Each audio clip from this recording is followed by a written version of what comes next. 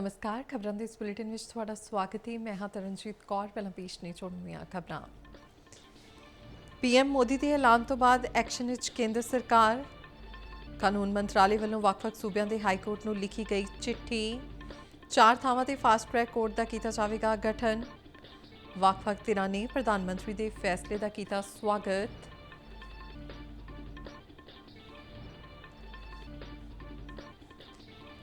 केंद्रीय मंत्री जितेंद्र सिंह वालों विद्यार्थियों को चर्चा लिए खुला सदा। कहा सरकार हर मुद्दे ते तुहाडे नाल चर्चा करने लई तैयार। बोले मैं ते जेपी नड्डा विद्यार्थियों वालों दिते समय ते स्थान ते आउण लई तैयार।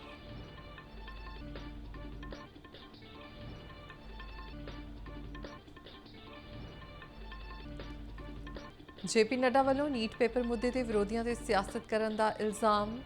कहा विद्यार्थियों ते सियासत की जानी मंदभागी। केंद्र सरकार इस मुद्दे को लेकर गंभीर।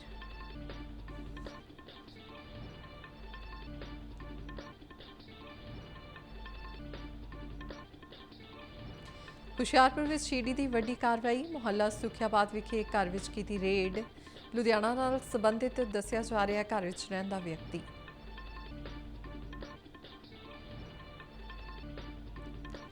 अमृतसर पुलिस वालों हथियार और नशा सप्लाई करने वाले मॉड्यूल का पर्दाफाश। 6 पिस्तौलां 1 किलो हैरोइन और ड्रग मनी सने 2 मुलजम गिरफ्तार। थाना छेटा और कैंट विखे मामला दर्ज, जांच जारी। ते हुण खबरां विस्तार नाल। प्रधानमंत्री नरेंद्र मोदी के फास्ट ट्रैक कोर्ट के ऐलान तो बाद हुण केंद्र सरकार ने भी कार्रवाई तेज कर दी है। कानून मंत्रालय वालों मध्य प्रदेश, पश्चिमी बंगाल, महाराष्ट्र सने वक्-वक् सूबਿਆਂ ਵਿੱਚ दर्ज मामलों को लेकर संबंधित हाईकोर्ट को चिट्ठी भेजी जाएगी। इस चिट्ठी का मंतव नीट पेपर लीक मामले में दर्ज मामलों की जल्द तो जल्द सुनवाई और दोषियों को सज़ा दिवाउण लई फास्ट ट्रैक कोर्ट के गठन की प्रक्रिया को शुरू करना है। प्रधानमंत्री नरेंद्र मोदी ने देश के नौजवानों के हित और उन्होंने भविख को सरकार की सर्वोच्च तरजीह दस्सिया है। एक सोशल मीडिया पोस्ट में उन्होंने कहा कि पेपर लीक के सारे मामलों में दोषियों को जल्द तो जल्द करड़ी सज़ा दिवाउण लई और केस के तुरंत निपटारे को फास्ट ट्रैक अदालत का गठन किया जाएगा। उन्होंने दस्सिया कि इस संबंध में ढुकवीं कार्रवाई लिए निर्देश जारी किए गए हैं। उन्होंने यह भी भरोसा दिता कि नौजवानों के भविख नाल खिलवाड़ करने वाले किसी भी बंदे को बख्शिया नहीं जाएगा। प्रधानमंत्री ने कहा कि विद्यार्थियों के हितों को सुरक्षित बनाने लई सरकार वालों लिए जा रहे फैसलों की लड़ी विच यह एक महत्वपूर्ण कदम है। प्रधानमंत्री नरेंद्र मोदी वालों नीट पेपर लीक मामले में फास्ट ट्रैक अदालतों के गठन के ऐलान को लेकर वक्-वक् धिरां ने इस फैसले का स्वागत किया है। भारतीय जनता पार्टी की कौमी और सूबाई लीडरशिप ने भी इसनूं विद्यार्थी हितैषी कदम करार दिता है। पार्टी के कौमी प्रधान नितिन नबीन ने कहा कि एनडीए सरकार विद्यार्थियों और नौजवानों के भविख की हरेक पद्धति की चर्चा करने लिए तैयार पर तैयार है। राज्य सभा मैंबर तरुण चुग ने कहा कि सरकार विद्यार्थियों के हितों को सुरक्षित रखने लिए वचनबद्ध है। एनडीए की सरकार पूरी तरह से छात्र और युवाओं के भविष्य के लिए हर स्तर पर चर्चा को तैयार है, पर राहुल गांधी और कांग्रेस और संपूर्ण विपक्ष चर्चा से भाग रहे हैं। क्योंकि उनके पुराने जो इतिहास रहे हैं, 50-60 सालों का जो उनका इतिहास रहा है, युवाओं को ठगने का, भटकाने का, आज भारतीय जनता पार्टी और एनडीए की सरकार ने युवाओं के भविष्य को एक सही दिशा दी है। देश के युवाओं के हित के लिए प्रधानमंत्री श्री नरेंद्र मोदी जी और देश की सरकार वचनबद्ध है और कार्यबद्ध है। ये अपने बच्चे हैं, हमारे बच्चे हैं, लेकिन कुछ लोग अपनी राजनीतिक रोटियां सेकने के लिए बच्चों के भविष्य के साथ खिलवाड़ कर रहे हैं। एक भी दोषी जो पेपर लीक मामले में संलिप्त है वो बख्शा नहीं जाएगा, कठोर कार्रवाई होगी। दूजे पासे पंजाब भाजपा के प्रधान केवल सिंह ढिल्लों ने प्रधानमंत्री के फैसले का स्वागत करदियां इसनूं इतिहासिक और जरूरी कदम दस्सिया। इस दे नाल ही उन्हां सूबे की आम आदमी पार्टी की सरकार ते बेपरवाह होने का इल्जाम लाया। उन्हां फार्मेसी अफसर की भर्ती की प्रीख्या के पेपर लीक मामले में मुख्यमंत्री भगवंत मान की चुप्पी ते सवाल खड़े किए। ਨੀਟ ਪੇਪਰ ਲੀਕ ਨੂੰ ਲੈ ਕੇ ਵਿਦਿਆਰਥੀਆਂ ਵੱਲੋਂ ਕੀਤੇ ਜਾ ਰਹੇ ਰੋਸ ਪ੍ਰਦਰਸ਼ਨ ਵਿਚਾਲੇ ਕੇਂਦਰੀ ਮੰਤਰੀ ਡਾਕਟਰ ਜਿਤੇਂਦਰ ਸਿੰਘ ਦਾ ਬਿਆਨ ਸਾਹਮਣੇ ਆਇਆ ਹੈ। ਕੇਂਦਰੀ ਮੰਤਰੀ ਨੇ ਵਿਦਿਆਰਥੀਆਂ ਨੂੰ ਅਪੀਲ ਕਰਦਿਆਂ ਕਿਹਾ ਕਿ ਸਰਕਾਰ ਉਹਨਾਂ ਦੇ ਨਾਲ ਹਰ ਮੁੱਦੇ ਤੇ ਚਰਚਾ ਕਰਨ ਲਈ ਤਿਆਰ ਹੈ। ਉਹਨਾਂ ਕਿਹਾ ਤੁਸੀਂ ਆਓ ਅਤੇ ਸਾਡੇ ਨਾਲ ਚਰਚਾ ਕਰੋ। ਕੇਂਦਰੀ ਮੰਤਰੀ ਨੇ ਦੱਸਿਆ ਕਿ ਸਰਕਾਰ ਨੇ ਚਰਚਾ ਲਈ 4 ਵਾਰ ਪ੍ਰਪੋਜ਼ਲ ਵੀ ਭੇਜੇ ਨੇ। ਜਿਤੇਂਦਰ ਸਿੰਘ ਨੇ ਕਿਹਾ ਮੈਂ ਅਤੇ ਜੇਪੀ ਨੱਡਾ ਚਰਚਾ ਵਿੱਚ शामिल होंगे। सरकार की ओर से चर्चा के लिए हम हर समय तैयार हैं। सरकार के दरवाजे खुले हैं। This is a standing invitation to all our youth friends. आप किसी समय भी कभी भी चर्चा करना चाहे, आपकी सुविधा अनुसार हम चर्चा के लिए तैयार हैं। प्रत्येक विषय को लेकर के, आंदोलन के विषय को लेकर के और उसके साथ साथ जुड़े अन्य विषयों को लेकर के भी चर्चा के लिए सरकार तैयार रहेगी। और जितना समय चर्चा के लिए लाजिम होगा उतना हम देने को भी तैयार हैं। We do not stand on prestige, we never stand on prestige. आपके साथ चर्चा में देश के स्वास्थ्य मंत्री और वरिष्ठ नेता श्री जेपी नड्डा जी रहेंगे। उनके हमरा उनके संग मैं भी रहूंगा और धीरे धीरे हम इसी चर्चा के माध्यम से समाधान की ओर बढ़ सकते हैं। ਕੇਂਦਰੀ ਮੰਤਰੀ ਜੇਪੀ ਨੱਡਾ ਨੇ ਕਿਹਾ ਕਿ ਨੀਟ ਪੇਪਰ ਲੀਕ ਮੁੱਦੇ ਤੇ ਵਿਦਿਆਰਥੀਆਂ ਦੇ ਸਿਰ ਤੇ ਸਿਆਸਤ ਨਹੀਂ ਕੀਤੀ ਜਾਣੀ ਚਾਹੀਦੀ। ਨਵੀਂ ਦਿੱਲੀ ਵਿੱਚ ਮੀਡੀਆ ਨਾਲ ਗੱਲਬਾਤ ਕਰਦਿਆਂ ਨੱਡਾ ਨੇ ਕਿਹਾ ਕਿ ਇਹ ਮੁੱਦਾ ਸਿਆਸੀ ਲਾਹਾ ਲੈਣ ਵਾਲਾ ਨਹੀਂ ਹੈ। ਉਨ੍ਹਾਂ ਕਿਹਾ ਕਿ ਇਸ ਮਾਮਲੇ ਨੂੰ ਜਾਂਚ ਅਤੇ ਡੂੰਘੀ ਚਰਚਾ ਦੀ ਲੋੜ ਹੈ। ਨੱਡਾ ਨੇ ਕਿਹਾ ਕਿ ਅਜਿਹੀਆਂ ਗੰਭੀਰ ਸਮੱਸਿਆਵਾਂ ਦਾ ਹੱਲ ਉਸਾਰੂ ਗੱਲਬਾਤ ਰਾਹੀਂ ਕੱਢਿਆ ਜਾ ਸਕਦਾ ਹੈ। ਉਨ੍ਹਾਂ ਕਿਹਾ ਕਿ ਪ੍ਰਧਾਨ ਮੰਤਰੀ ਮੋਦੀ ਦੀ ਅਗਵਾਈ ਵਾਲੀ ਸਰਕਾਰ ਇਸ ਮੁੱਦੇ ਨੂੰ ਬੇਹੱਦ ਗੰਭੀਰਤਾ ਨਾਲ ਲੈ ਰਹੀ ਹੈ। ਉਨ੍ਹਾਂ ਪਾਰਲੀਮੈਂਟ ਵਿੱਚ ਨੀਟ ਦੇ ਮੁੱਦੇ ਤੇ ਚਰਚਾ ਕਰਵਾਉਣ ਦੀ ਗੱਲ ਵੀ ਦੁਹਰਾਈ। ਉਨ੍ਹਾਂ ਕਿਹਾ ਕਿ ਵਿਰੋਧੀ ਧਿਰ ਇਸ ਮੁੱਦੇ ਤੇ ਚਰਚਾ ਦੀ ਮਿਆਦ ਤੈਅ ਕਰ ਸਕਦੀ ਹੈ। ਜੇਪੀ ਨੱਡਾ ਨੇ ਪੇਪਰ ਲੀਕ ਮਾਮਲਿਆਂ ਦੀ ਗੱਲ ਕਰਦਿਆਂ ਕਿਹਾ ਕਿ ਨੀਟ ਦੇ ਮੁੱਦੇ ਤੇ ਰੌਲਾ ਪਾਉਣ ਵਾਲੀ ਕਾਂਗਰਸ ਦੀ ਸੱਤਾ ਵਾਲੇ ਸੂਬਿਆਂ ਵਿੱਚ ਵੀ ਅਜਿਹੇ ਮਾਮਲੇ ਦੇਖੇ ਜਾਂਦੇ ਰਹੇ ਨੇ। उन्होंने राहुल गांधी ते इस मुद्दे का सियासी लाहा लैण का इल्जाम लाया और विपक्ष को इस बात को ध्यान में लेकर के उसे गोल पोस्ट नहीं चेंज करना चाहिए। हम आरोप नहीं लगा रहे हैं, आरोप प्रत्यारोप नहीं होना चाहिए। हम इस समस्या का किस तरीके से निदान कर सकते हैं उसके बारे में हमको सोचना चाहिए और पार्लियामेंट सबसे उपयुक्त फोरम है जहां हम गहराई से इसकी चिंतन कर सकते हैं।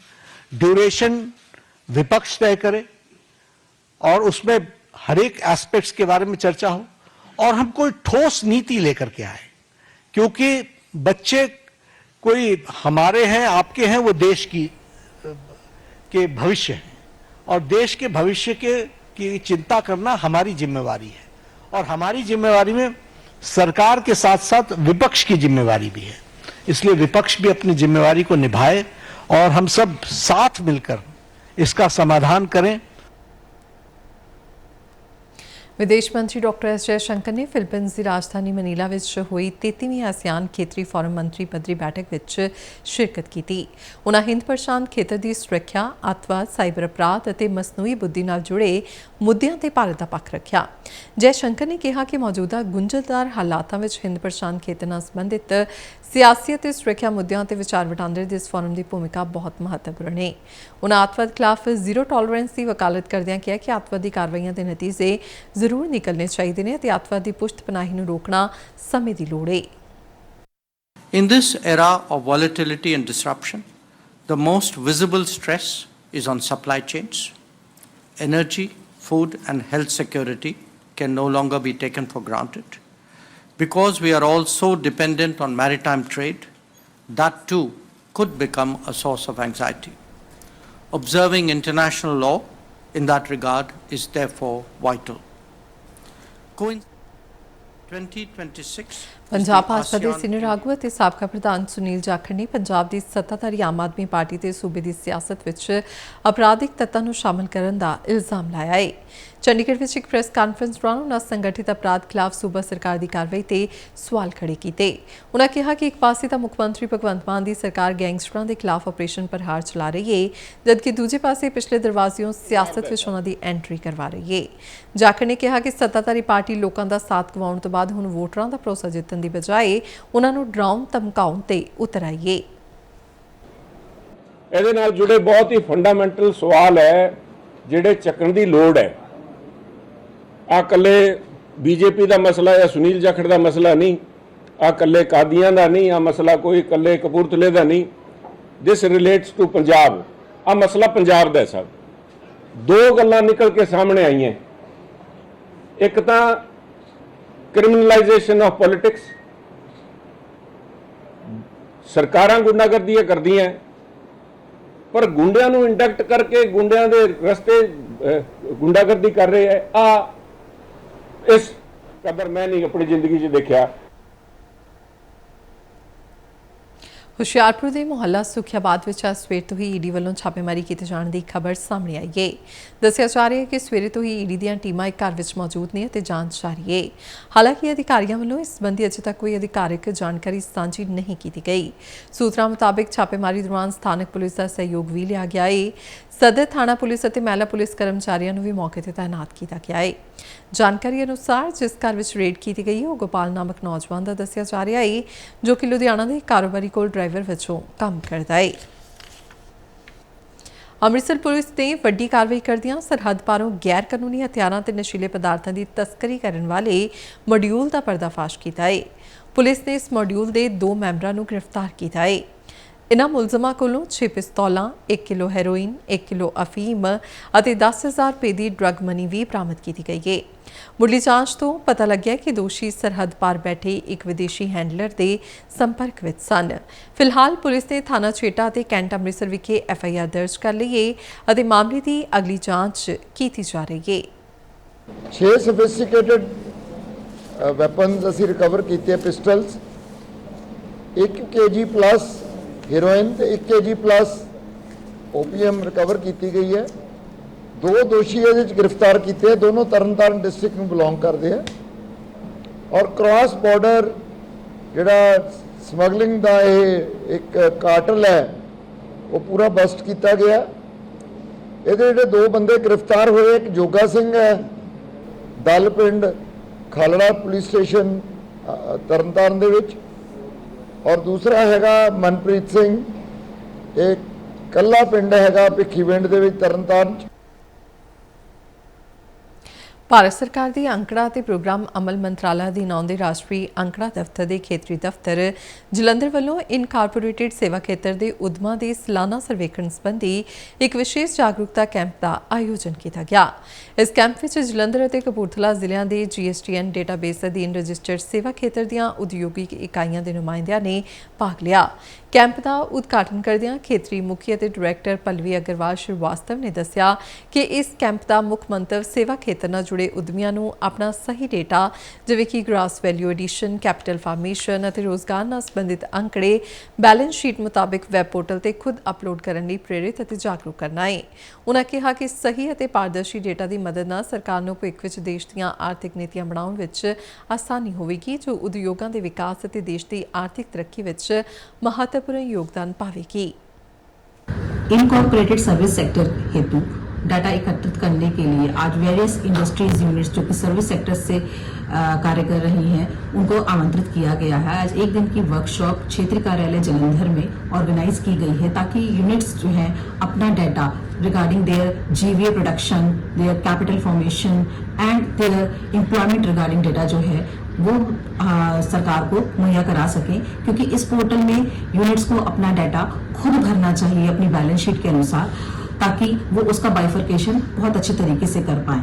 इसका लाभान्वित ये होगा कि आने वाले समय में सरकार इन डाटाबेस के जरिए नई नीतियों का निर्माण कर सकती है।